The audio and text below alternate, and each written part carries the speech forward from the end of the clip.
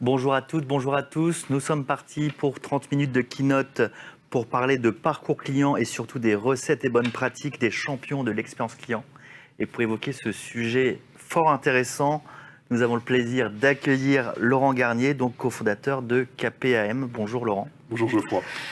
Très rapidement, est-ce que vous pouvez me présenter KPAM et un peu qui sont vos clients? D'accord. Je vais commencer par vous montrer cette slide, parce que globalement, cette slide, c'est ce qui symbolise ce qu'on fait. On fait des modélisations de parcours client, Oui. c'est-à-dire que c'est ça qu'on fait, on en fait beaucoup, avec une spécificité, c'est qu'on part des verbatims des clients ou des verbatims des collaborateurs, parce que ça nous arrive aussi de faire des modélisations de parcours collaborateurs. Donc voilà, on fait ça. Et on fait ça depuis, ça fait 15 ans qu'on existe, mais ça fait 7 ans qu'on modélise ces parcours clients à partir des verbatims. Et on a modélisé ça sur les 7 dernières années. On a fait plus de 700 modélisations. Pour les clients qui s'affichent ici sur cette slide. Voilà les gens pour lesquels on a fait des travaux de modélisation. Et ce que je vous propose aujourd'hui, c'est de vous faire une forme de retour d'expérience, on va dire, sur ces 700 modélisations. Qui sont les meilleurs? Pourquoi ils font ça? Alors pas qui sont les meilleurs, mais comment travaillent les meilleurs? Comment travaillent ces champions de l'expérience client? Puisqu'on a eu la chance de travailler avec des gens qui trustent un peu les podiums de la relation client. Vous voyez des logos ici, je vois des Lacoste, Ouais. je vois des Nespresso, des Dyson, des Decathlon, des Leroy Merlin, des Maïf, etc., des Toyota, etc., des gens qui sont très reconnus en matière de relation client. Et ben, finalement, ces gens-là ont des points communs dans la façon dont ils travaillent, et c'est ce que je vous propose de partager aujourd'hui. Donc très bel échantillon, on va partir de plus de 700 parcours clients. Oui. Moi, ma première question, c'est est-ce qu'on peut proposer une expérience client, quel que soit le secteur d'activité? Alors, je suis complètement d'accord. Alors, Allez-y. on travaille aussi dans beaucoup de langues, ce qui nous permet de travailler aussi à l'international. Donc, le retour d'expérience que je vais vous faire, c'est un retour très franco-français, parce que je dirais que 80% des études qu'on fait sont des études franco-françaises, mais 20 à 25% des études qu'on fait sont des études internationales, ce qui va aussi venir enrichir les choses par rapport à ça. Pour répondre à votre question, je dirais qu'effectivement, il n'y a aucune fatalité. Et effectivement, quel que soit le secteur d'activité, il y a la possibilité de proposer des expériences clients remarquables. Pourquoi je vous dis ça? Finalement, sur les 700 expériences qu'on a pu faire, les deux meilleures, le tout meilleur, c'est une entreprise de luxe que vous connaissez par cœur, dont j'ai même pas l'autorisation de mettre le logo sur la liste de mes clients, etc., parce que c'est secret, etc. Mais c'est eux les meilleurs, et c'est eux qui ont les meilleurs scores d'expérience. Mais juste derrière, et vraiment dans un mouchoir de poche, les deuxièmes meilleurs scores d'expérience qu'on ait jamais vus, c'est des centres auto.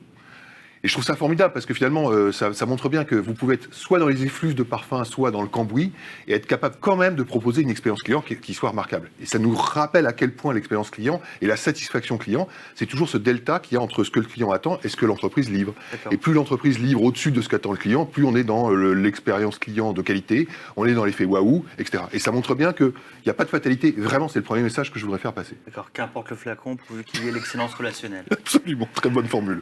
Qu'est-ce qui fait qu'aujourd'hui, justement, une expérience client est mémorable? C'est quoi, justement, la recette? Alors, je pense que c'est important d'avoir en tête que derrière ça, et c'est vraiment le point commun de ces 700 expériences qu'on a pu modéliser, c'est que derrière une très bonne expérience client, il y a toujours une excellence relationnelle. Alors, l'excellence relationnelle, c'est pas que de la posture. Bien sûr que c'est de la posture, et c'est les éléments de posture des gens qui sont en relation avec avec les clients qui portent ça. C'est aussi des process. Il y a des process qui sont plus relationnels que d'autres. Un process de retour produit en e-commerce, il est plus ou moins facilité, il est plus ou moins facile à exécuter. Et ben, ça aussi, ça en dit long sur l'excellence relationnelle d'une entreprise, son orientation client, par exemple. Mais pourquoi je vous dis ça et pourquoi j'affirme ça et de façon un petit peu péremptoire, c'est parce que en fait, on s'est rendu compte, si vous voulez, que quand on isole, quand on isole ce qu'on appelle les grandes barres bleues de nos parcours, les grandes barres bleues des parcours que je vous ai montrés tout à l'heure, c'est les moments d'enchantement des clients.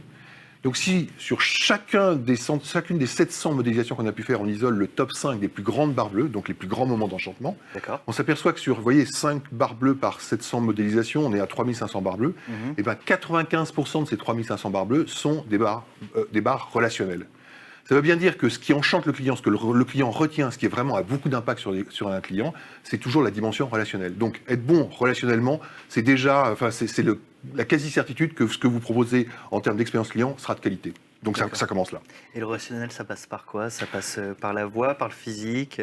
Non, je dirais que le relationnel, ça passe par, je vous dis, des éléments de posture, des éléments d'écoute, une capacité à vraiment avoir une vraie orientation client, à avoir le souci de lui faciliter sa vie, à avoir le souci de faciliter son expérience. Mais on va le voir, pas que ça.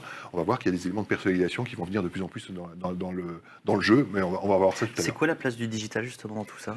Alors la place du digital, honnêtement, c'est terrible parce que quand on voit les investissements qu'ont connus les entreprises et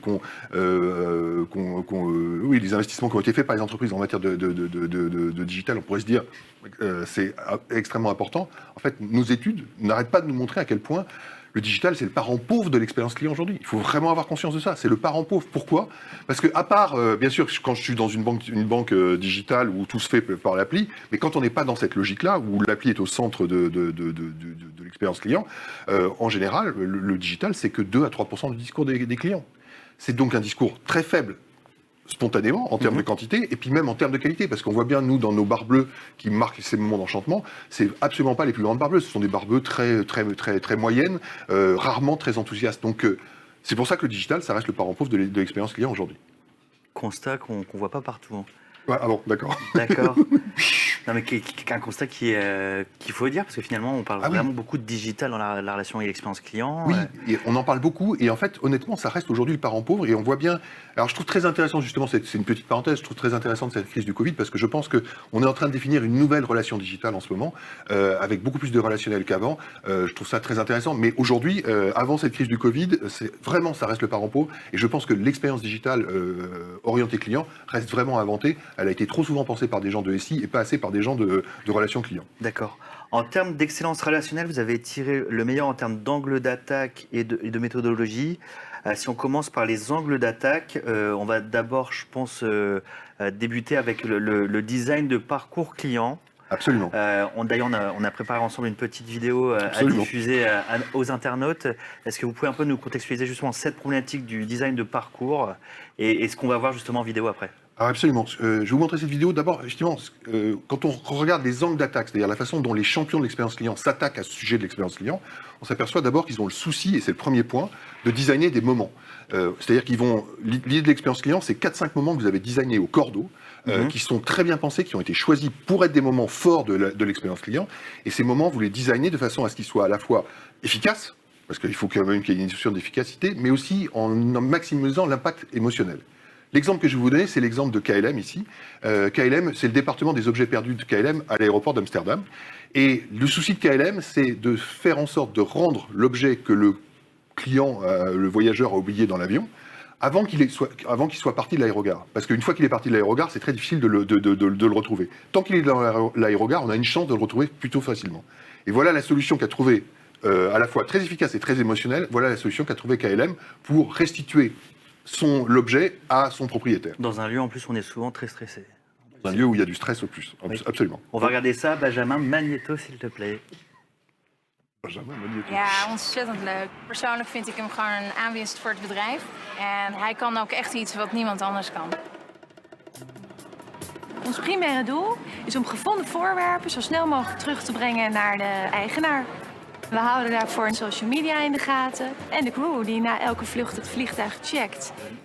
Ik vind het ook wel heel erg leuk dat we natuurlijk een beetje hulp daarbij krijgen.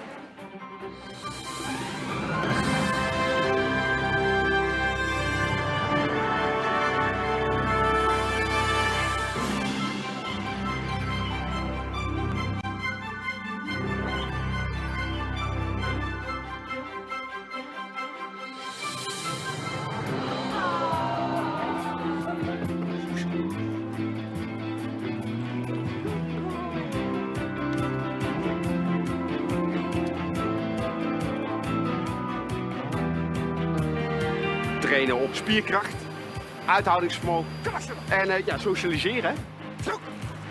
Ja, en als je die reacties ziet, dan is dat eigenlijk wel heel mooi.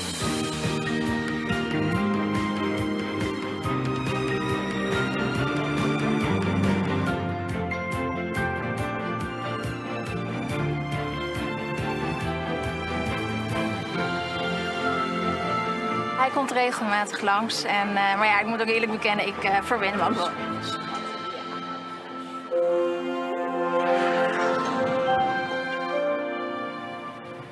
Mind your step. Alors j'espère que cette vidéo vous a autant enchanté que nous. Laurent, est-ce que vous pouvez nous commenter un peu Non, ce mais qu'on vient de juste, voir moi, je pense que beaucoup de choses sont déjà dites, mais Ouais. cette idée de trouver ce chien, c'est une solution à la fois incroyablement efficace, parce qu'il n'y a pas plus efficace qu'un chien pour retrouver quelqu'un, bien évidemment. Donc la solution est très efficace. Et puis, quand c'est un chien aussi adorable que ça, je veux dire, ils n'ont pas pris un Doberman pour ramener, Ouais, etc. tant mieux. Voilà. Donc quand ce chien qui est absolument adorable, qui s'appelle Sherlock en plus, revient et redonne le doudou à l'enfant, c'est un moment inoubliable. En fait, c'est ça qui est intéressant, c'est qu'ils ont créé quelque chose d'à la fois efficace et qui a un impact et une trace mémorielle absolument phénoménale. Et donc bravo KLM. On Bravo s'en KLM. souvient presque toute sa vie finalement. Certainement. Alors, il y a ce côté de design des moments chargés en émotions et en excellence relationnelle. Comme autre angle d'attaque, il y a également la résolution de problèmes qui reste notamment le nerf de la guerre dans l'expérience client. Absolument. Alors, effectivement, ça aussi, c'est une constante chez les champions de l'expérience client. C'est que dans les 4-5 moments de vérité qu'ils ont choisis, il y a toujours la résolution du problème du client. Technique ou commercial, ou la réclamation du client, bref, ils sont toujours très forts sur cette résolution du problème du client. Et ils ont un souci qui est très marqué, ils ne se contentent pas de résoudre le problème du client, ils sont très attentifs à la forme que prend la résolution du problème du client. Donc c'est pas juste le fond, mais c'est aussi le travail sur la forme, sur l'expérience qu'on fait vivre au client à ce moment-là. Deliveroo est remarquable, c'est une entreprise remarquable qui vous solutionne vos réclamations clients sans que vous ayez le moindre chose Enfin, il n'y a jamais de contestation, c'est résolu dans les 2 minutes, vous avez le geste commercial sur votre application, vous êtes remboursé, ça va à toute vitesse. Le client a toujours raison et très vite. Exactement. Un autre exemple qui m'a beaucoup marqué, moi, c'est il y a quelques années, c'est un client qui me raconte une expérience qui lui arrive un matin chez lui, il est en télétravail déjà, il m'explique qu'il va recevoir 2 livraisons dans la matinée. Première livraison, c'est une livraison d'Amazon, et il le livrera, et quand il déballe son colis, il se aperçoit qu'il s'est trompé, il a recommandé le tome 1 alors qu'il voulait commander le tome 2. Donc il m'explique qu'il appelle la hotline d'Amazon et raconte à la fille d'Amazon sa mésaventure, et la fille d'Amazon lui dit tout de suite « Aucun problème monsieur », mais dans les 15 secondes, hein, « Aucun problème monsieur, vous gardez le tome 1, je vous renvoie gratuitement le tome 2 ». Il est un peu abasourdi, etc. Et il va l'être d'autant plus que quand il va recevoir la deuxième livraison de la matinée d'un concurrent d'Amazon, chez lequel il a commandé ce que les Anglais appellent un coffee table book. Vous savez, ces livres qui sont des beaux livres qu'on va lire, mais qu'on va aussi laisser négligemment sur la table basse du salon parce qu'il y a une fonction décorative, etc. Ben, quand il reçoit ce livre-là, il est déçu parce que le livre est écorné. Donc bien sûr qu'il peut le lire, mais un livre écorné, c'est moins bien. Bien compliqué. Donc il appelle la hotline de ce concurrent, explique son histoire, et là, il a le droit à 2 minutes de marécage, c'est-à-dire 2 minutes de borborille, de « ah oui, c'est dommage, mince, machin, etc. etc. », conclu par un « est-ce que vous pouvez m'envoyer des photos ?» Et vous voyez que quand cette simple phrase et ces 2 minutes marécageuses font toute la différence. C'est-à-dire que ce qu'il faut comprendre, c'est que 48 heures après, il m'explique qu'il a les 2 livres. Il a le tome 2, il a le nouveau beau livre qui coûte beaucoup plus cher que le tome 2, mais ce qui est terrible, c'est que dans sa tête, c'est fini. C'est-à-dire que d'un côté, il a fait le bilan, et il s'est dit d'un côté, c'est moi qui me trompe, et c'est eux qui prennent à leur charge, du côté Amazon, qui prennent à leur charge mon erreur, et de l'autre côté, ils sont incapables d'emballer un bouquin comme il faut, et c'est à moi de montrer patte blanche. Vous voyez ce que je veux dire, c'est que la différence, elle est pourtant colossale à la fin. Et c'est ça qui est intéressant, c'est de comprendre à quel point le diable est dans les détails en matière de relations clients. Et finalement, ces 2 minutes marécageuses et est-ce que vous pouvez m'envoyer des photos, sont rédhibitoires. Et ça montre bien, et ça fait la différence très claire sur la base de l'expérience entre Amazon et un concurrent.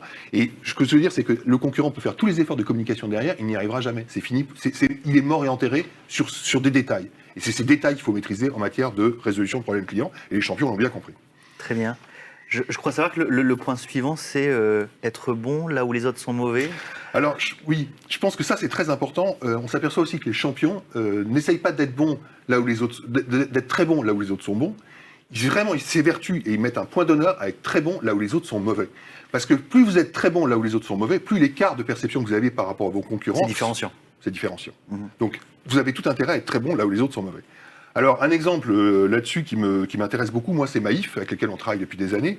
Maïf, il y a 15 ans, il faut comprendre ce que c'était que les assureurs il y a 15 ans. Ils ont beaucoup progressé depuis, mais il y a 15 ans, les assureurs, quand vous avez un sinistre, quand vous êtes assuré que vous avez un sinistre, c'est vraiment, vous arrivez à peine à joindre votre assureur. Votre assureur, c'est la politique qu'il mène, c'est plutôt une politique de l'autruche qu'une politique de relation client. D'accord ? Et il y a 15 ans, Maïf fait le pari de se dire, nous, on va être très bons sur la gestion des sinistres. Et ils investissent massivement sur le fait que, sur la gestion des sinistres de leurs clients, ils seront très forts, réactifs, à l'écoute, etc., etc. Et donc, c'est ça aussi la réputation de Maïf. L'incroyable réputation de Maïf, c'est aussi dans le fait qu'il y a 15 ans, ils ont fait ce pari-là et qu'ils se sont différenciés de tous les autres assureurs. Et je pense que l'extraordinaire image qu'ils ont aujourd'hui, elle a pris son socle là-dedans. Un deuxième exemple que je vous donnerai, c'est qu'on a travaillé avec Dyson dans plusieurs pays dans le monde récemment. Et quand vous allez, donc on a eu des occasions d'aller au headquarter de Dyson près de Bristol en Angleterre. Et quand vous allez chez Dyson, il y a des phrases de James Dyson, le fondateur. Et il y en a une qui m'a beaucoup marqué. Il y a une phrase que vous retrouvez souvent sur les murs de Dyson, là-bas. La phrase est simple, c'est James Dyson qui dit « Notre mission est simple, résoudre les problèmes que les autres ignorent. » Résoudre les problèmes que les autres ignorent, sous-entendu, résoudre les problèmes que mes concurrents ignorent. Et cette capacité de dire « On va résoudre ça », alors que les autres n'osent même pas s'y attaquer, c'est aussi une façon d'être bon là où les autres sont mauvais. Un autre exemple, toujours, allez-y. On est chez Bulgari, on travaille chez Bulgari, et chez Bulgari, on s'est aperçu que les clients qui étaient en contact avec le service client de Bulgari mettaient 10 sur 10 pour une raison toute bête. C'est que la raison toute bête, c'est que ils ont remarqué que la transmission des dossiers d'un interlocuteur A à un interlocuteur B chez Bulgari était remarquable. Il n'y avait aucune déperdition d'informations. Et donc c'est très intéressant parce que, quelle que soit l'entreprise, et on le sait tous en tant que client, quand on a parlé à Marc le matin et qu'on parle à Muriel l'après-midi, il y a toujours une déperdition d'informations. Ce qui marque les clients de Bulgari, c'est qu'ils disent c'est dingue, il n'y a aucune déperdition d'informations. Je pense que Bulgari a mis un point d'honneur à être bon là où tous les autres services clients sont mauvais. Suivi historique. Voilà, exactement. Dernier exemple, je termine avec ça. Je vous parlais de ce centre auto qui était dans un mouchoir de poche avec cette marque de luxe. Et bien, ce centre auto, par exemple, une des bonnes pratiques qui fait qu'ils sont très bons, c'est que quand un client arrive même 5 minutes avant la fermeture ou 1 minute avant la fermeture, on ne lui fait jamais sentir que c'est l'heure et qu'il faut y aller. Donc on le traite pleinement et entièrement en ne lui donnant jamais le sentiment de le presser. C'est tout bête, mais ça différencie ce commerce de tous les autres commerces sur Terre, parce qu'il n'y a pas un commerce sur Terre qui vous fait pas comprendre que là, non, c'est pas le moment. Et ben voilà aussi une façon d'être bon là où tous les autres commerces sont mauvais. Voilà. Et les champions sont bons là où les autres sont mauvais. Ça fait des telles différences perceptibles. Merci pour ces exemples très concrets.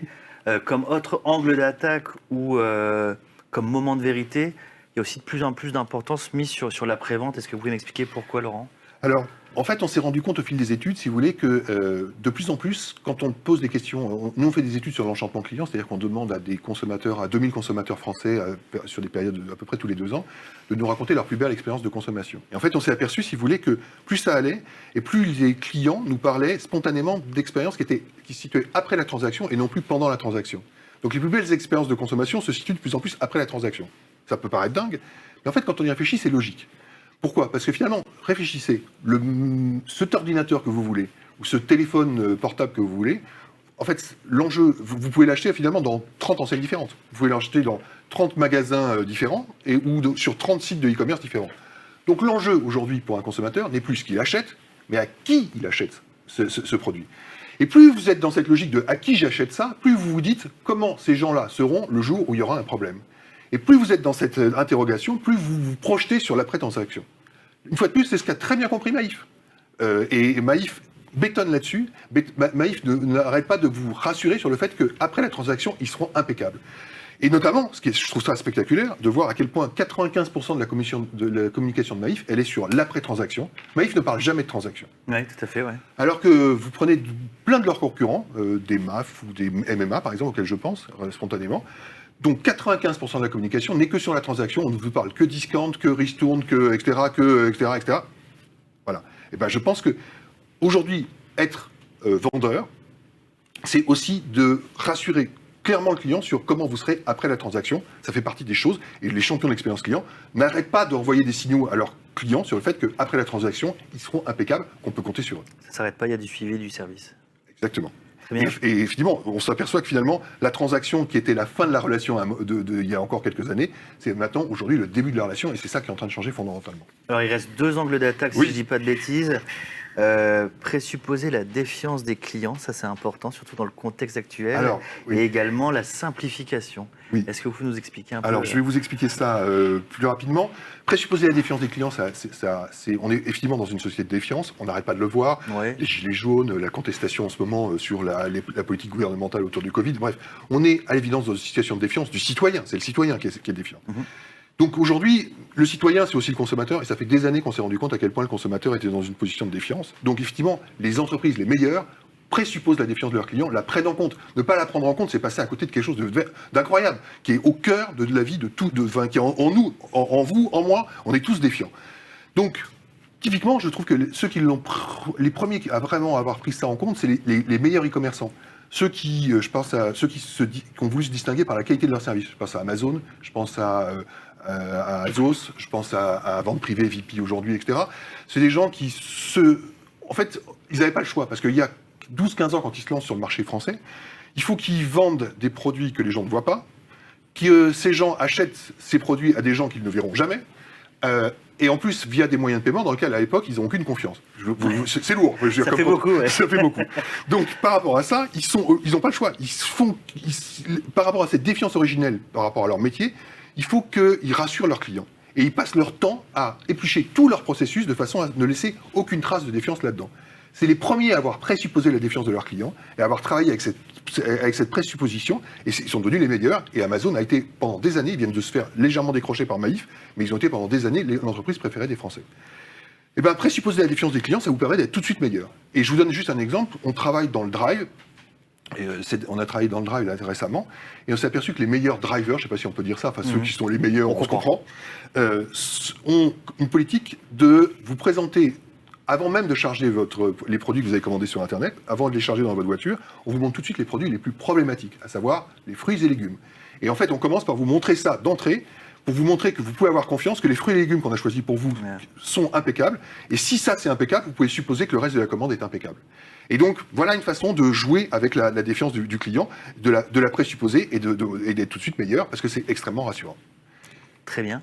Et dernière chose sur ces angles d'attaque, c'est cette idée j'appelle ça singulariser après avoir facilité. Ce que je veux dire, c'est que ces années de facilitation de l'expérience, elles sont derrière nous. Et c'est notamment les e-commerçants qui ont été très forts dans l'idée de faciliter l'expérience. Deliveroo continue à faciliter l'expérience de réclamation, on en a parlé tout à l'heure. Et bien cette idée de faciliter l'expérience, on s'aperçoit que autant elle a été enchanteresse qu'elle construisait des barres bleues dans mes parcours pendant des années, autant aujourd'hui on s'aperçoit qu'elle ne construise plus de barres bleues, mais qu'au contraire, quand la facilitation de l'expérience n'est pas là, ça crée des barres rouges. Donc on comprend bien qu'on est passé de l'autre côté, c'est devenu un dû. Vous facilitiez, ça enchantait. Vous ne facilitez pas aujourd'hui, ça frustre et ça va à toute vitesse, et on voit bien que c'est devenu un dû. Donc aujourd'hui, on est dans les années de la singularisation d'expérience. Maintenant, ce qu'il faut, c'est personnaliser l'expérience. Et je vous donne juste un exemple là-dessus. On l'a vu dans l'automobile, par exemple, où quand quelqu'un achetait une voiture, le jour de la livraison, il y avait un truc qui marchait super bien. C'était, en plus de la voiture qu'on livrait, c'était d'offrir une bouteille de champagne à monsieur et un bouquet de fleurs pour madame. C'est un peu caricatural, peut-être un peu sexiste, un peu cliché, mais ça fonctionnait très bien, d'accord ?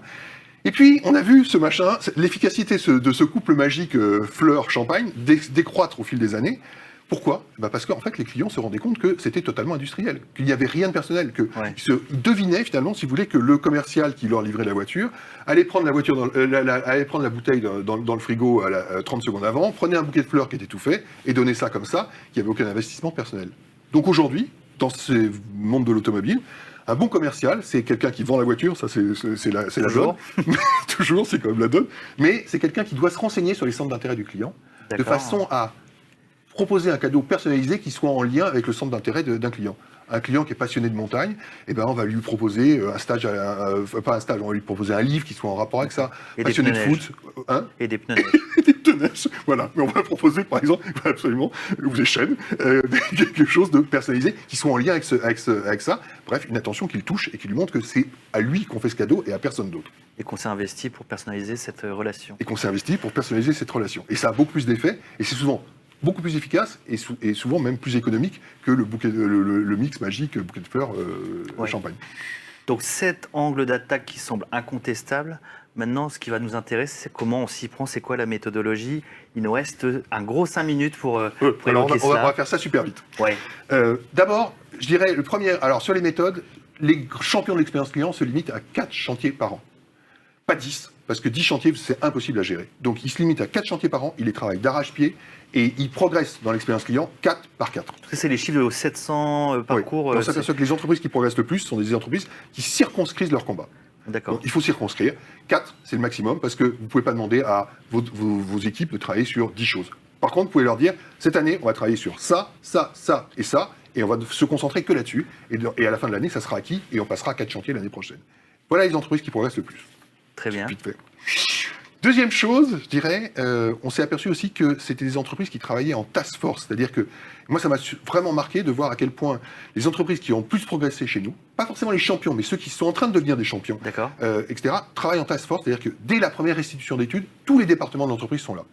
Chez Sephora, par exemple, où on travaillait sur une expérience client en mise en miroir avec l'expérience collaborateur, c'était la première fois en 15 ans d'expérience que dès la première réunion, les gens de la formation étaient là. Et ça fait plein de sens. Je veux dire, on parle du collaborateur dans ses relations avec les clients. Bien sûr que c'est normal que la formation soit là, mais c'était la première fois que je voyais ça.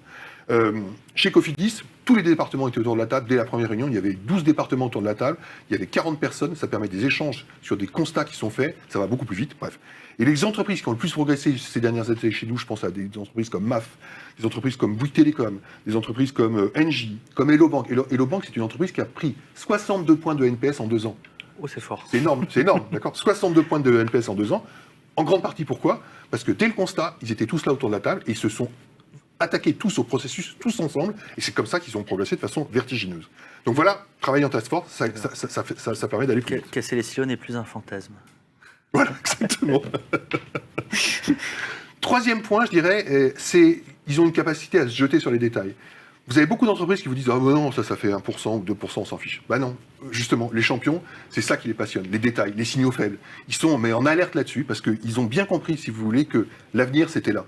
C'est-à-dire que s'attaquer aux détails, aux signaux faibles aujourd'hui, c'est le meilleur moyen d'être sur les bonnes tendances demain et d'avoir un temps d'avance sur les autres. Donc, je pense à des Leroy Merlin ou à des Maïf qui sont passionnés par ces détails, par ces sujets qui sont... À la limite, ils ne regardent même pas les gros sujets, ils ne regardent que les sujets qui sont là à 1 ou 2% parce qu'ils savent que l'avenir est là. Et donc, ils s'attaquent à ça. Vous avez un exemple, justement, sur ce sens du détail ?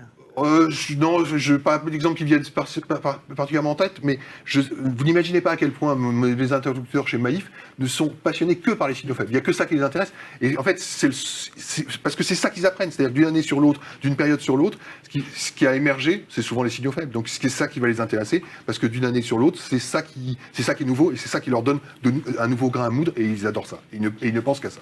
Très bien, il nous reste 2 minutes. Quatrième point, c'est la prise en compte systématique du point de vue du collaborateur. J'en ai parlé hier pendant mon intervention, mais écoutez vos collaborateurs au même titre que l'écoute que vous avez de vos clients. C'est extrêmement important. Vous serez plus riche, vous aurez des points de vue plus nuancés aussi, et puis surtout, vous aurez des plans d'action qui intègrent et le point de vue du client et le point de vue du collaborateur. Vous allez aller beaucoup plus vite, et en plus, vous allez impliquer vos collaborateurs dans cette démarche. Donc, intégrer vos collaborateurs, bien évidemment. Voix du client, oui, mais pas seulement. Voix du collaborateur pour un meilleur gain. C'est beaucoup plus riche. Et en fait, les champions n'écoutaient que la voix du client il y a encore quelques années. Et ils ont bien compris qu'aujourd'hui, il fallait bien sûr continuer à écouter la voix du client, mais il fallait aussi écouter la voix du collaborateur, que c'était clé, et que c'est comme ça aussi qu'on avançait plus vite, puisqu'on les intègre. Cinquième chose, et je trouve ça très intéressant aussi dans les méthodes de travail de ces champions, vous n'imaginez pas à quel point ils soignent les feedbacks aux collaborateurs. Moi, j'avais vu la première fois, j'avais été stupéfait chez Leroy Merlin, où on avait fait une restitution d'expérience client et collaborateur mise en miroir, comme on le fait de temps en temps. Et on avait fait la restitution PowerPoint classique, 45 minutes, devant les 400 managers qu'ils avaient réunis pour cet événement. Mais derrière, on avait briefé une troupe de théâtre d'improvisation qui était capable de jouer les scénettes les plus incroyables, des scénettes, des interactions clés entre clients et collaborateurs. Et ils montent sur scène, c'est les managers qui sont dans la salle qui font le casting, bah toi tu fais le directeur de magasin, toi tu fais le client, toi, etc. Et ils jouent la scène. Et ils sont tous morts de rire, parce que c'est super drôle. Incroyable. Et les messages passent d'autant plus vite. Donc, la capacité à soigner les restitutions, à en faire presque des événements, c'est clé aussi, parce que ça les embarque d'autant plus, et les messages passent beaucoup plus vite. Et je termine toujours en accélération permanente, sur le fait que les champions aussi ont une volonté de diffuser la culture de leurs clients. La culture client au sein de l'entreprise. Je vous montre cette image ici sur cet écran. On est à la cantine de Cofidis en Belgique. Voilà, dans la cantine de Cofidis en Belgique, il y a des verbatims de clients partout, positifs et négatifs, qu'ils n'arrêtent pas de renouveler, de façon à ce qu'on ne s'habitue pas et qu'on soit toujours en train de lire des choses. C'est pas de la déco, c'est du verbatim. C'est du verbatim. Ouais, et c'est pas que du verbatim positif, hein. Il y a des verbatims assez critiques aussi parfois. Et ça montre bien à quel point on est dans c'est une façon de diffuser cette culture client et de montrer quelles sont les attentes des clients et la renouveler en permanence et de sensibiliser tout le monde à ça. Et ils ont plein d'autres choses, mais ça, c'est une des choses, par exemple, que je trouve très marquante. Et le dernier message, et je terminerai là-dessus, alors c'est important, c'est quand même qu'il faut mesurer. c'est bien de faire de l'expérience client, mais n'arrêtez pas de mesurer. Il faut mesurer et encore mesurer. Pourquoi? Parce qu'il faut que vous soyez capable de montrer les progrès que vous faites à votre codir, sinon ils ne comprendront pas. Mesurer, ça vous permet aussi de négocier des nouveaux budgets, parce que si vous ne mesurez pas et si vous ne montrez pas les progrès que vous avez faits, vous n'obtiendrez pas de nouveaux budgets. Et puis enfin, il faut mesurer et montrer les progrès pour aussi motiver les équipes opérationnelles, parce qu'à un moment, c'est eux qui sont sur le terrain, et être capable de leur dire, les gars, on a progressé, les 4 chantiers qu'on a suivis cette année, on n'a pas arrêté de progresser, c'est aussi une marque de progrès. Voilà, rapidement brossé.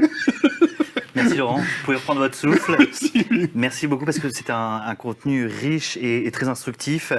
La session live touche à sa fin. L'occasion de remercier KPAM et Laurent Garnier, son cofondateur, pour sa participation en tant que partenaire de ce webinaire. Je remercie également nos partenaires institutionnels. Je pense à Ecoréseau, Business, Sens du Client, Franchise et Concept, élu service client de l'année, l'INRC, la FIGEC, l'Institut du Commerce et notre média Gold, Agora News, Expérience Client. Merci d'avoir assisté à ce temps for live. Moi aussi, je vais très vite. À bientôt en replay.